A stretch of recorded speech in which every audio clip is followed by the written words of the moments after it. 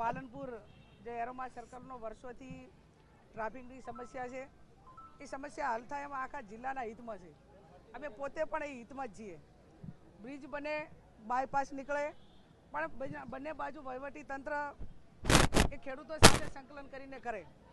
ખેડૂતો ના નથી પાડતા કે અમે જમીન આપવા માગતા નથી, જરૂર પ્રમાણે જમીન માગે અને એમાં પણ જે ખેડૂતોએ બિનખેતી કરાવ્યું છે એમને પૂરા ભાવ મળે અને નથી કરાવ્યું એમને પૂરા ભાવ નથી મળવાના, એમાં પણ વિસંગતતા છે।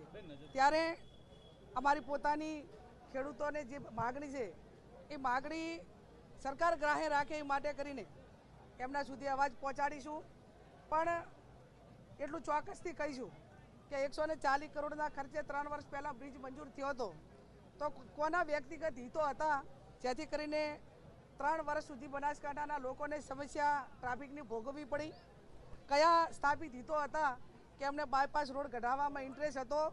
અને હજુ કયા સ્થાપિત હિતો છે કે જે ખેડૂતો સાથે સંકલન કરીને કામ કરવા માગતા નથી ને માત્ર એક એમના બિલ્ડરો સાથેની સાંઠગાંઠ, અધિકારીઓને ફૂટ ઉપરના ભાવ અને વહીવટી તંત્ર છે ગાંધીનગર સુધીની સાંઠગાંઠ એ ખેડૂતોને જ્યારે હેરાન કરી રહી છે ત્યારે એટલું ચોક્કસ કહીશ કે ખેડૂતોને કોઈ કોમવાદ, જાતિવાદને કોઈ પ્રોત્સાહન ના આપવું જોઈએ અને ખેડૂતો જે છે ખેડૂતની વ્યાખ્યામાં રહે, જ્યાં પણ દરેકને જે ક્ષેત્રની અંદર અન્યાય થાય એવા ક્ષેત્રોની અંદર આ જે રીતે ખેડૂતોની લડાઈ લડીએ છીએ એવી તમામની લડાઈ આવનાર સમયમાં લડશું અને આ ખેડૂતોને એમની માગણી મુજબ ન્યાય આપે એવી અમે અપેક્ષા રાખીએ છીએ।